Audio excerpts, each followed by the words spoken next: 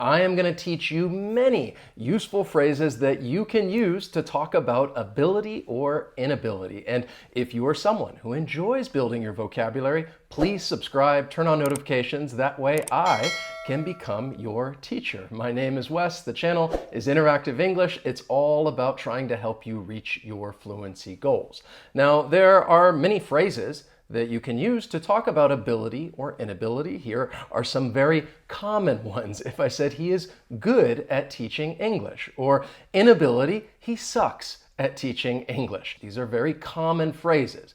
But what I would like to do is give you a little bit of variety so that you can use phrases that may be a little more captivating and interesting when talking about these things. Now, before we get started, I just want to let you know if you would like to build your vocabulary, practice your speaking skills, you can check out my speaking course. It's for intermediate to advanced learners. It's all about trying to help you speak confidently, speak clearly, and speak naturally. Check out the link down below in the description if you'd like to sign up or learn more about the course. So let's start with ability. If you want to say that you're good at something, but we don't want to use good at, it's very common. Maybe we want to be a little more precise. And in this case, you could say you have a knack for something. She has a knack for negotiating. This means that you have a skill or just a natural ability to do something well. And just to give you some more examples, I could say I have a knack for falling asleep quickly. It's something that I can just do naturally. Or he has a knack for telling stories. He does it well. And then she has a knack of being at the wrong place at the wrong time.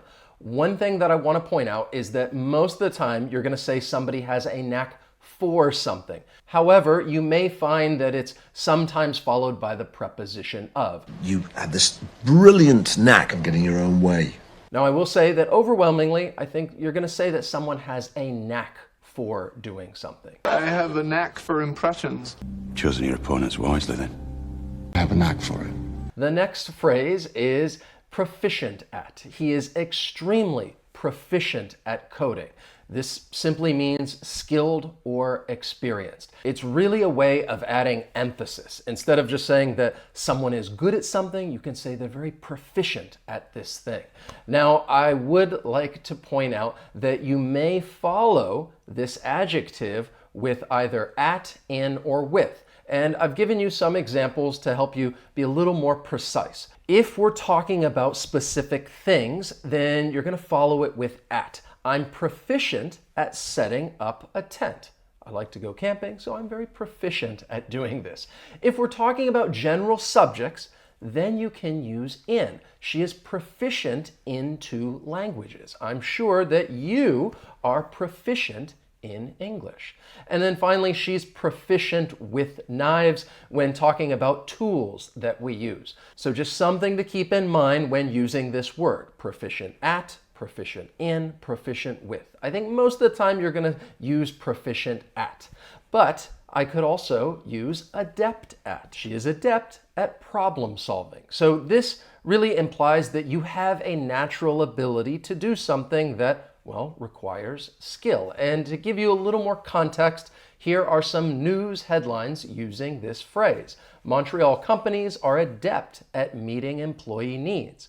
Or February creature feature, foxes are surprisingly adept at, and then I forgot what the rest of the article is. Sorry to keep you in suspense, but they're adept at something. And then finally, Bharat, adept at making a challenging task look easy. The next phrase is masterful at. I don't think this is as commonly used. I could say, I am masterful at taking selfies. This just means you have a lot of skill in a particular job or activity. Now, I will say, I really did think, especially a long time ago, that I was masterful at taking selfies. I traveled with a disposable camera in the late 90s, and basically I would take a lot of selfies. And I never knew what they looked like until I got it developed. And then once I got it back, I saw like, wow, I took a lot of decent pictures. And I thought, yeah, I was adept at taking selfies. I'm just going to keep using some of these different phrases. I could also say he's masterful at spotting new talent. One thing I want to point out is that you don't always have to use it with the verb to be and then follow it with at.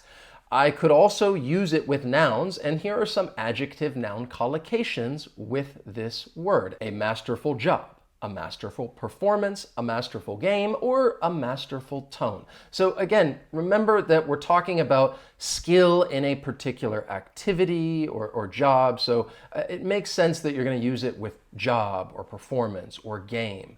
Fred became masterful at leveraging the media to wage his war on Jim and on Q. A masterful performance. To give you a point of reference as to how frequently these words are used, we can check out Ngram Viewer, which allows us to compare how often certain words and phrases are used, and they put it on a graph. It's very easy to see. I was actually surprised when I put in the words proficient, adept, and masterful. I thought that proficient would probably be more commonly used, but as you can see, it's a little more common for someone to say you are adept at something, or it is an adjective that you're more likely to come across. The next phrase is a natural at. My friend is a natural at riding a horse. Now, if you say someone is a natural at something, you're really saying that they have an inherent or instinctive ability. It's almost like you were born with this ability. And you could say someone is a natural. He's a natural at playing chess. And I could also use it without specifying what it is. I could just say someone is a natural. I've never seen someone play so well at chess. He's a natural. And finally, to give you another word, if you want to use it as an adjective, you could say someone is a natural born and then follow it with a noun. She's a natural born swimmer. The next phrase is well-versed. They are well-versed in the art of deception. This means that you really just know a lot about something. Now, to give you some examples using this phrase, I thought I'd highlight Cambridge as a source, and you could put in well-versed, and they do give you some different example sentences so you get a better idea as to how it's used in context. I'm not going to read through all of these. I've underlined where well-versed is in the sentence, but just to give you one example, it says, however, it will be of limited use to researchers who are already well-versed in these debates, and it will not convert any scientific naturalist. Then I want to teach you the phrase when it comes to. Now, this is not specifically used to talk about ability, but we can use it to connect it to a certain topic. So I could say, he is a natural when it comes to billiards. So again, we're using when it comes to identify a specific topic that is being talked about. And really, you could then input a variety of different words to talk about your ability and use when it comes to identify the topic. So I could say she is extremely proficient when it comes to coding, or the professor is well versed when it comes to modern art. So I could use these adjectives, then follow it with when it comes to in order to basically introduce the specific topic. I could say that you are great when it comes to building your vocabulary. All right, so let's continue building your vocabulary and talk about different phrases that you can use to talk about your inability. And let's start with a phrase that I think is very useful, and that is to say that something is not your strong suit. Public speaking is not my strong suit. It's really a phrase that you can use when referring to a particular skill or ability that someone does not have. But I personally think it is extremely useful because maybe you don't want to tell someone like, look, I just don't know how to do this. Maybe you're familiar with the activity or the job and you just want to tell the other person that, well, you kind of know how to do it, but you're not the best at it. And that's when you can use this phrase and say that something is just not your strong suit. Let me give you some more examples in the context of learning English. Perhaps you think, well, English grammar is not my strong suit. Or phrasal verbs are not my strong suit. Or even making small talk in English is just not my strong suit. So with each of these, it's not talking about something you've never done before. You've tried this, you've practiced, maybe you need to work on it, and you want to let the other person know that, and therefore you could say, well, yeah, it's just not my strong suit. Irony's not really my strong suit. Look, yoga's not my strong suit. Typing is not my strong suit. Yeah, giving things time is not my strong suit. The next one is cup of tea. American football is not my cup of tea. Now, this does not directly refer to inability.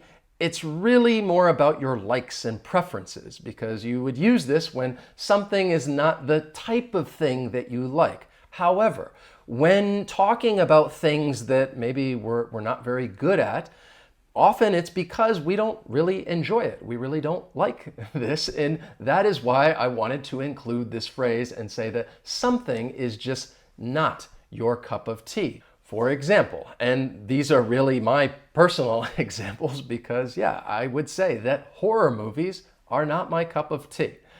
Or early morning flights are not my cup of tea. That is definitely true. And right now, at this point in my life, I would also say that loud bars and loud restaurants are just not my cup of tea. It's not something that I like or prefer. Then I want to teach you the phrase Achilles heel. This is probably not as commonly used, but still useful. It's always just good to get a little variety. Math has always been my Achilles heel. So this means that it's just a small problem or a weakness in a person. I would say when you think about Achilles heel, I think a good word to think of, a synonym, would just be weakness. Something is your weakness, it is your Achilles heel. And I would also say it's like a real true weakness that someone may have. So once again, I am going to give you just some personal examples. I would tell you that writing legibly is my Achilles heel. If you were to see me write, you'd be like, what? I do not understand this. I could also say that drawing is my Achilles heel. It's just something that I have never been very adept at doing. And finally, grammar is my Achilles heel. Now, you may be thinking, like, wait a second, you're an English teacher, and yes, that is true. But there are things that I think we have stronger skills at when it comes to teaching. And I enjoy teaching vocabulary, pronunciation, grammar, but if I'm thinking about all the different parts of language, I'd probably say, yeah, for me, grammar is probably my Achilles heel. Got to do a lot more research and think about what's acceptable, what's not acceptable. And once again, to give you another point of reference, perhaps I didn't want to use like something so strong and say, well, you know, it's my weakness. This would be another time when I could say, well, grammar is just not my strong suit. And you don't want to say that you're, well, really not good at this thing or it's a weakness, but just something that you need to work on, that you're not the best at. How about this phrase, rusty, a bit rusty? I haven't bowled for over a year, so I'm a bit rusty. This means that you are not good at knowing or doing something as you once were because you just have not practiced it in a long time. And you could say that you are a bit rusty or a little rusty. I think with this word, with the word rusty, people may use those adjectives and say that you're a little rusty or a bit rusty when talking about different activities. To give you a little more context, here are some news headlines.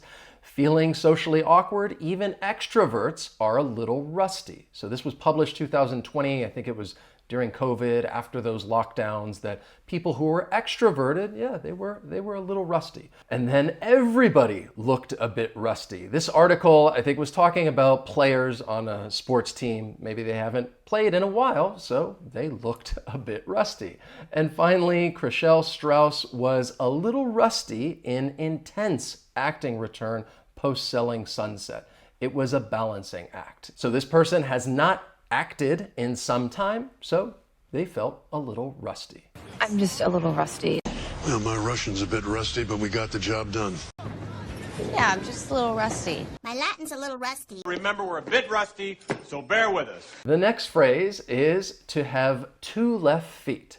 When it comes to dancing, I have two left feet. there is that phrase. Once again, when it comes to, I can identify the topic and then, well, talk about my inability. When you have two left feet, it means that you really move in a very awkward way. And I think most of the time when somebody uses this phrase and they talk about having two left feet, they're really referring to dancing. Not always, but quite often.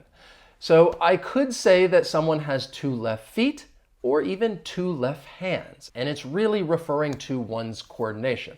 For example, he's not very coordinated. I think he has two left feet when it comes to playing soccer. Yeah, you really need to use your feet when playing soccer, and if you're not very coordinated, you move in an awkward way, somebody could say, yeah, you have two left feet. Or she is just unable to catch, so when it comes to juggling, she has two left hands.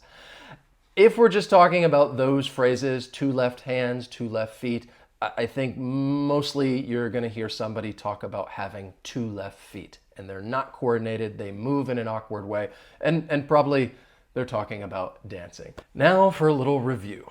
I hope that you feel like you are very proficient in English because you have a knack for building your vocabulary, learning new words, and then practicing them when you have a conversation. But even if you feel that, well, building your vocabulary is not your strong suit, I hope that you keep at it because, well, for me, I will be honest, I am not a natural when it comes to learning languages. I have to really work hard at it because if I stop for even a short period of time, then yeah, my skills, they get a bit rusty, and then I have to work harder and try to catch back up.